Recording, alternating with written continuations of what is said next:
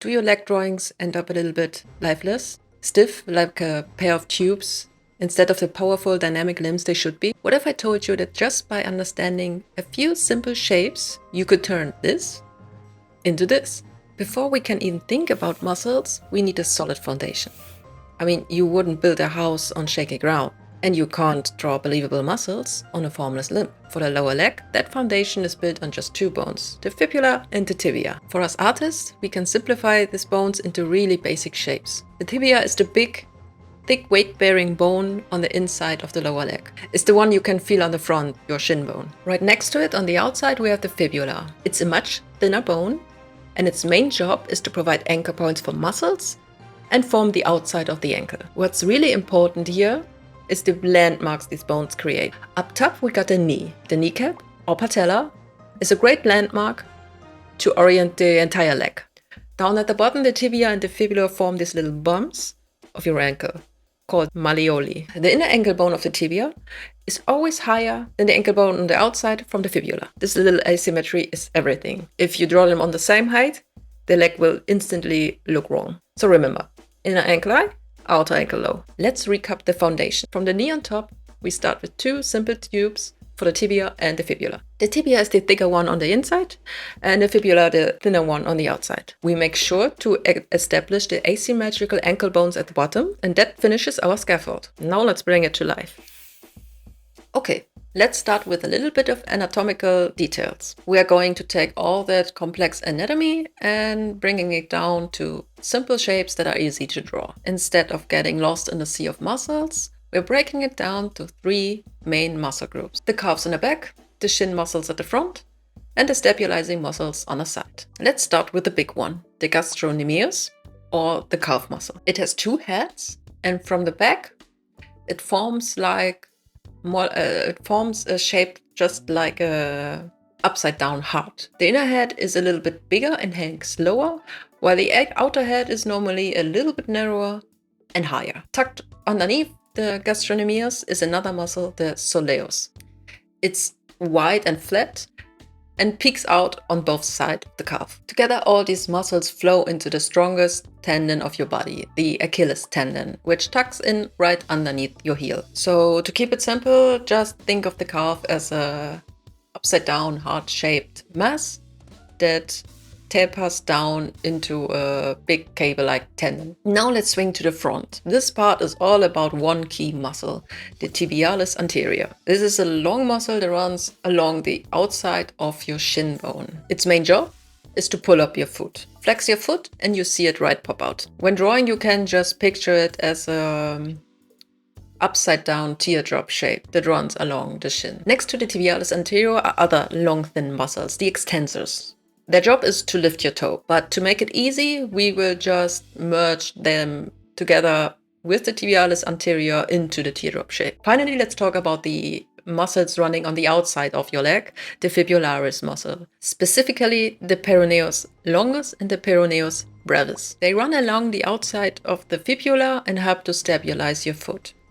It's important to note that their tendon is attaching behind the ankle bone of the fibula. So that's it. Three main muscle groups: the heart-shaped calf at the back, the teardrop-shaped shin muscle at the front, and a column of muscles on the side. By layering these simple shapes on our scaffold, we can build convincing legs basically from any angle. Alright, theory is great, but let's make it practical. Let's draw this thing step by step, starting with the back view. First, bone structure. We can simplify the bones into two tubes. A thicker one on the inside for the tibia and a smaller one on the outside for the fibula. Additionally, I marked the ankle bones here at the bottom, inner ankle high, outer ankle low. And this is enough structure to build everything else. Next, to block in the big muscle masses, I start with a skewed ellipse, starting it from the end of the knee to roughly the middle of the tibia. For sizing, make sure it is at least as wide as the knee. Next, I mark the widest point of the ellipse and draw a near straight line down to the heel. This represents the Achilles tendon. Once I'm finished with the tendon, I move up to address the area right beneath the hamstrings. I make sure to let the two heads of the calf tuck in beneath the hamstrings, and then they form this diamond shape at the end, at the back of the knee. To clarify muscle structure, I add a roughly straight line down the muscle to indicate the two heads of the muscle. And then I flesh out the transition to the Achilles tendon by establishing this heart shape. From this view, the peroneus muscle on the outside are nearly covering the ankle completely. Meanwhile, on the inside, I just round out the ankle by adding this little triangular shape caused by the flexor muscles. And this finishes the back view. Now, switching to the front view, let's first establish our scaffolding by drawing the bones.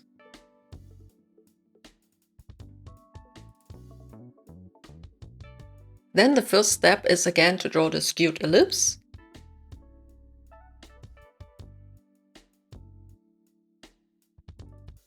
Making sure it's behind the bone, since we're looking from the front. At this angle, you can spot the soleus muscle. To show this, I sketch a curved line from the Achilles tendon right to the middle of the calf ellipse.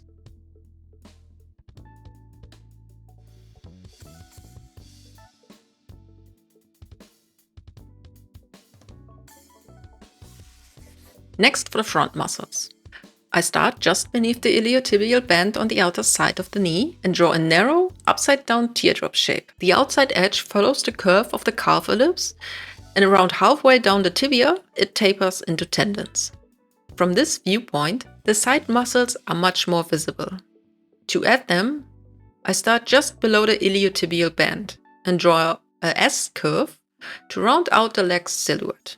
Here, the peroneus muscles sweep across and cover most of the fibula. The bone itself is no longer visible except for the ankle part. On the inside of the leg, I just round out the small area above the ankle, making sure those extensor muscles attach just beneath the ankle bone. Looking at the leg from front, you can see all the main muscle groups. Even so, a large portion of the tibia remains exposed, as it is not covered by any muscle.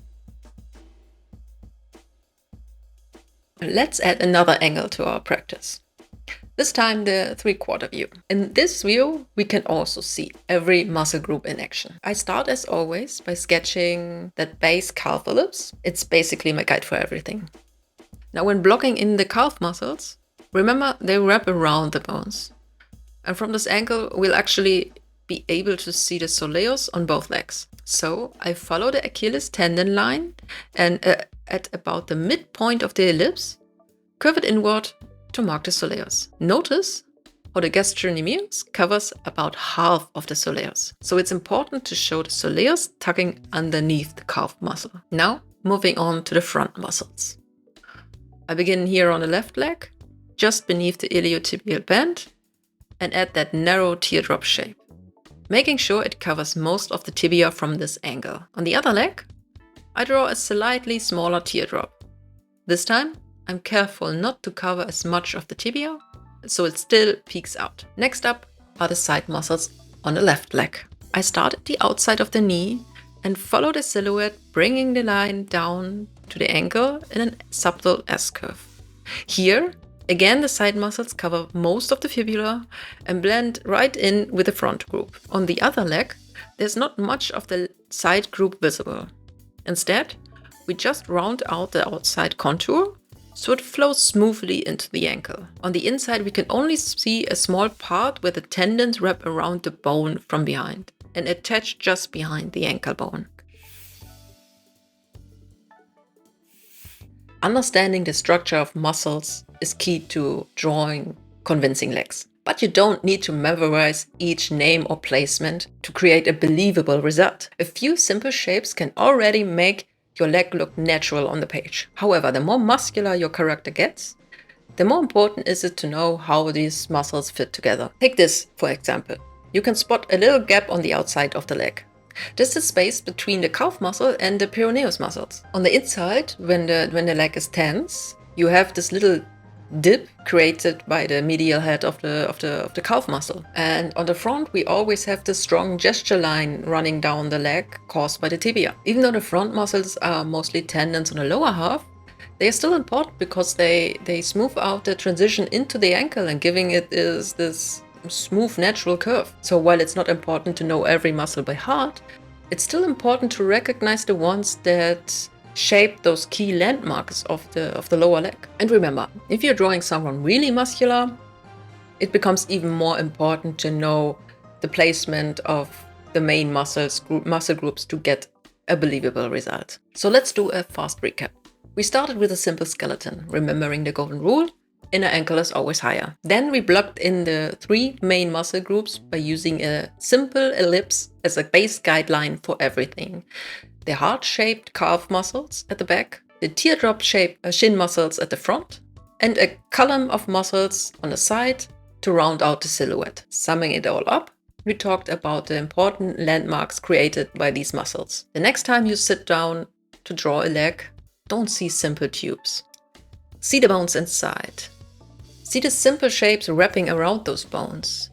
Build it layer by layer. I promise if you use this method, you will see improvement in your work. If you enjoyed this guide and want to keep leveling up your art, please make sure to like the video and subscribe to the channel. Thanks for watching, and now go draw some awesome legs.